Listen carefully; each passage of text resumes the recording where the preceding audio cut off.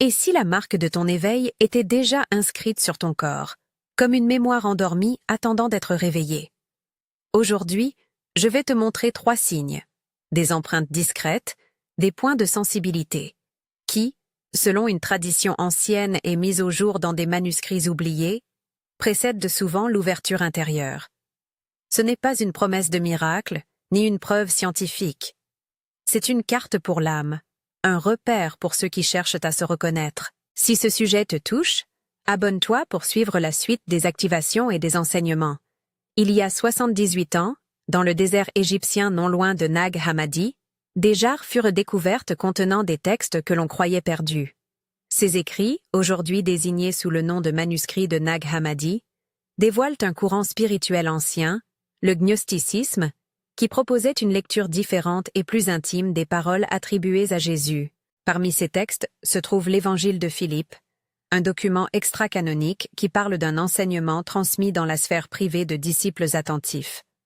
Ces écrits furent marginalisés, parfois persécutés, non seulement pour leurs idées, mais parce qu'ils remettaient en question la centralité des médiations institutionnelles. Historiquement, il convient de dire clairement, ces sources sont extra-canoniques et appartiennent à une tradition parallèle, une manière de penser qui a cohabité avec d'autres formes de foi dans les premiers siècles. De cette tradition émerge une cosmologie concise que je vais te présenter pour t'aider à comprendre le contexte des signes.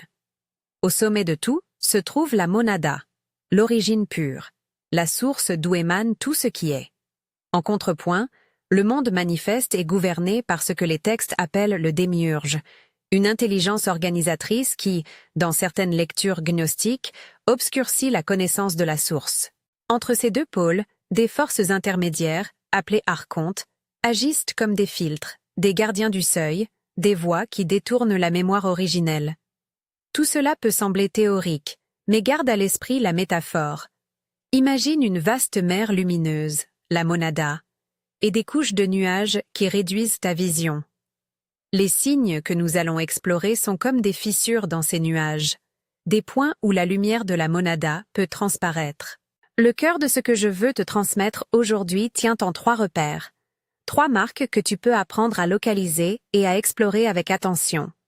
Chacune a une fonction symbolique et une présence physique subtile. Origine, perception et commande. Je t'expliquerai leur position, la sensation fréquente, et ce qu'elles symbolisent dans la langue de la mémoire intérieure. Le premier signe. Origine. Il se situe à la base du crâne, là où le cou rejoint l'arrière de la tête. Sur certains corps, on peut percevoir une petite dépression, un point de densité ou une texture légèrement différente à cet endroit. Pour beaucoup, le toucher léger révèle une espèce de centre ancien, comme la porte d'entrée d'une mémoire première. Spirituellement, ce point est associé à la racine, à la provenance. Il est le lien le plus direct avec la monada, la traçabilité de ta source. Sentir quelque chose ici n'est pas forcément spectaculaire. Ce peut être un frisson, une chaleur ténue, un relief discret, ou simplement la conscience d'un espace plus silencieux dans la tête. Certains racontent qu'en plaçant les doigts ici, une série de souvenirs intérieurs se mettent en mouvement. Non des souvenirs triviaux, mais une anamnèse, un rappel d'un état antérieur de conscience. Le deuxième signe, perception.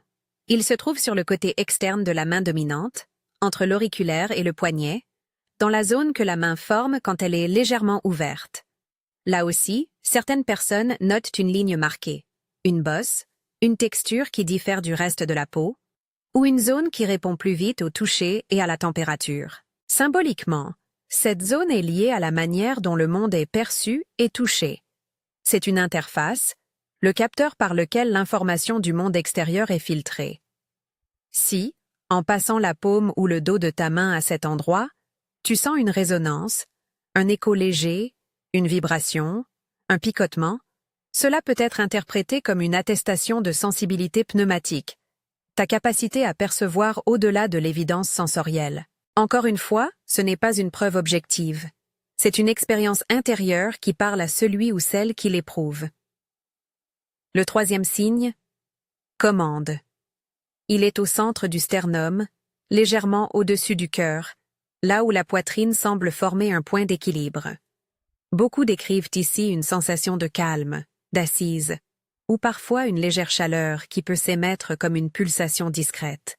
Spirituellement, ce point représente l'autorité intérieure, la capacité à ordonner et à diriger sa propre vie depuis une source intérieure reconnue.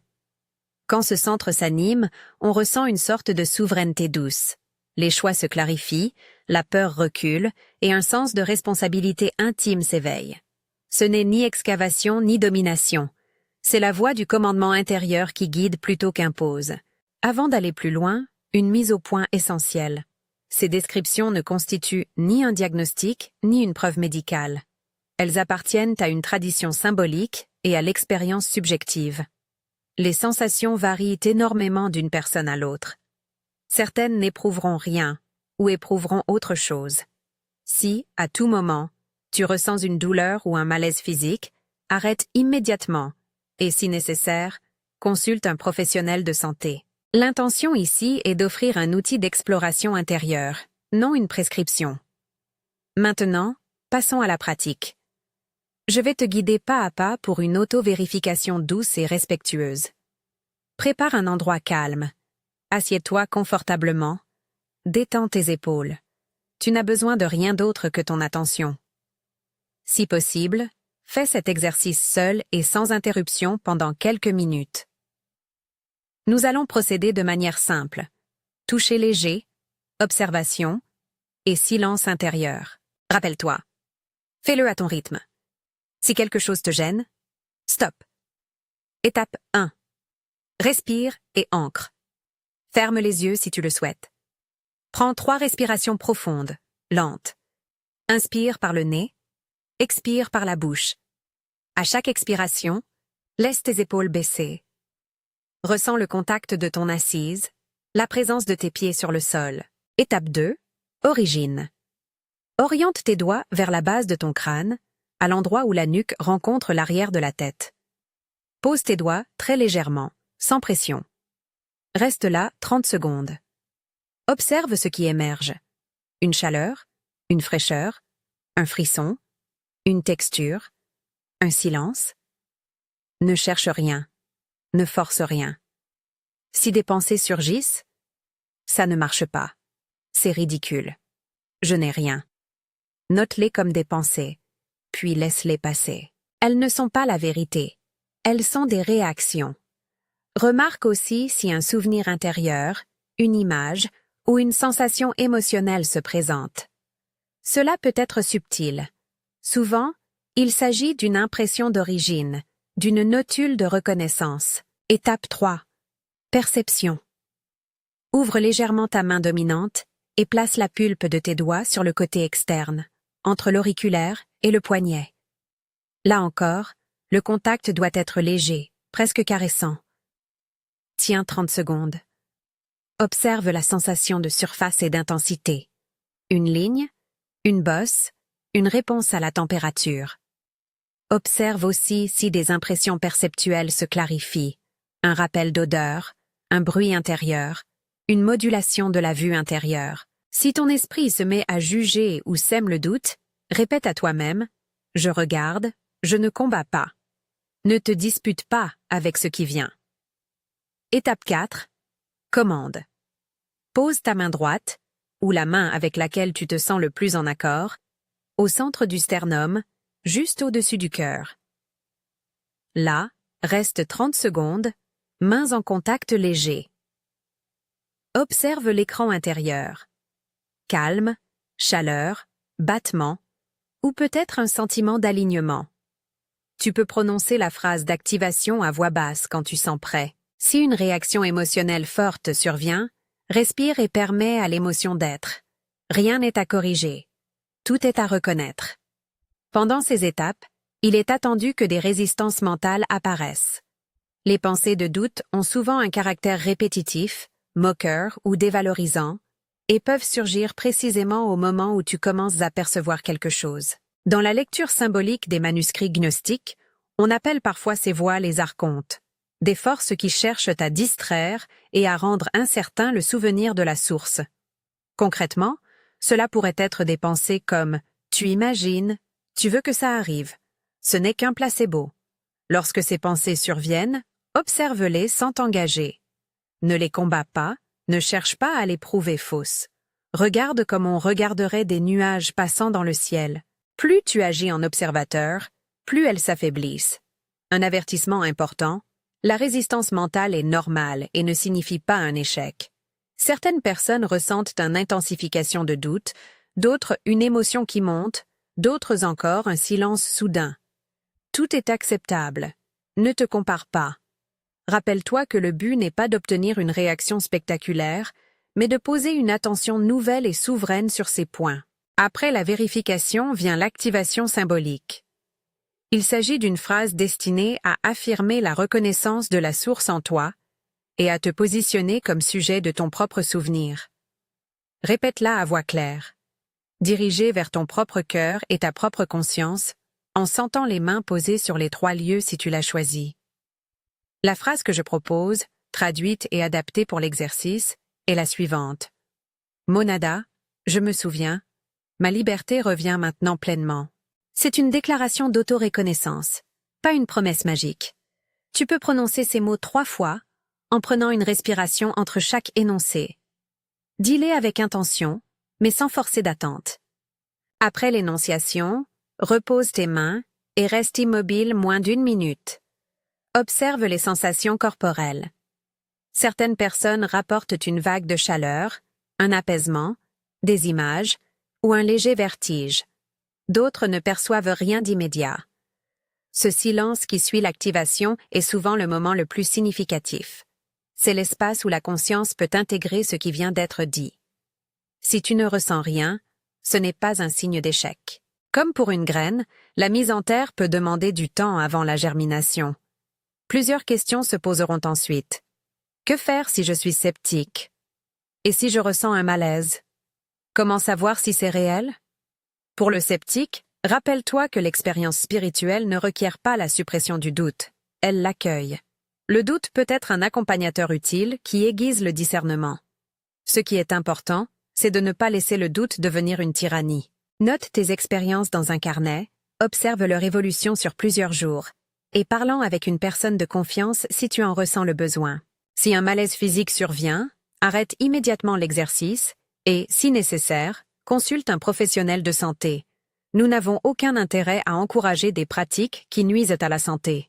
Si la sensation qui émerge est émotionnelle, tristesse, colère, nostalgie, permets-lui d'être. Ces émotions sont souvent des signes que la mémoire s'actualise. Elles peuvent demander un temps de soin, de compréhension et parfois d'accompagnement. Tu peux répéter cet exercice plusieurs fois sur des jours différents. L'idée n'est pas de rechercher une intensité spectaculaire, mais une gradation, un affinement de la présence, une reconnaissance graduelle de l'autorité intérieure. Beaucoup rapportent que, avec le temps, la voix intérieure devient plus claire et moins soumise aux craintes. D'autres découvrent que l'activation nourrit une volonté plus sereine, une capacité à choisir depuis l'intérieur plutôt que par réaction. Je veux aussi évoquer la dimension communautaire. Les manuscrits de Nag Hammadi montrent que ces savoirs circulaient au sein de petites communautés attentives, qui partageaient témoignages et pratiques. Si tu sens quelque chose après l'exercice, tu peux souhaiter le partager. Pour garder un espace sûr et respectueux, je t'invite à écrire le mot « reconnaissance » dans les commentaires si tu as éprouvé une réponse, quelle qu'elle soit. Partager permet de briser l'isolement, mais veille à respecter l'anonymat et la diversité des expériences. Nous ne cherchons pas à valider scientifiquement, mais à construire une mémoire collective où plusieurs voix s'entendent et s'enrichissent. Il est probable que certains entendent dans cet enseignement une critique des structures religieuses établies. Il est vrai que les textes gnostiques questionnaient les médiations et valorisaient l'expérience directe. Mais rappeler cela ne revient pas à dénigrer agressivement les institutions. Il s'agit plutôt d'une invitation à réhabiliter la souveraineté personnelle en matière spirituelle. Tu peux rester membre d'une communauté religieuse tout en explorant ta propre relation à la source. Le discernement et la charité doivent gouverner toutes ces approches. Avant de conclure, permets-moi de clarifier à nouveau les sources et les limites. Les références historiques que j'ai évoquées, la découverte de Nag Hammadi en 1945 et l'existence de l'Évangile de Philippe, sont bien attestées comme documents extra-canoniques. Elles font partie d'un corpus de textes gnostiques qui offrent une lecture alternative des premières réflexions chrétiennes et post-chrétiennes. Ces textes nourrissent une lecture symbolique de l'expérience, mais ils ne remplacent pas ni ne contredisent automatiquement d'autres traditions. Ils proposent des clés complémentaires pour ceux qui y trouvent accord. Pour finir, retiens ceci. Les signes qui précèdent l'éveil spirituel ne sont pas un badge d'élite, mais des points d'entrée. Ils te proposent de te reconnaître, non de te juger. L'éveil est un processus de mémoire, de reprise de souveraineté intérieure, de libération progressive des voix qui te dissocient de ta source. Sois patient avec toi-même.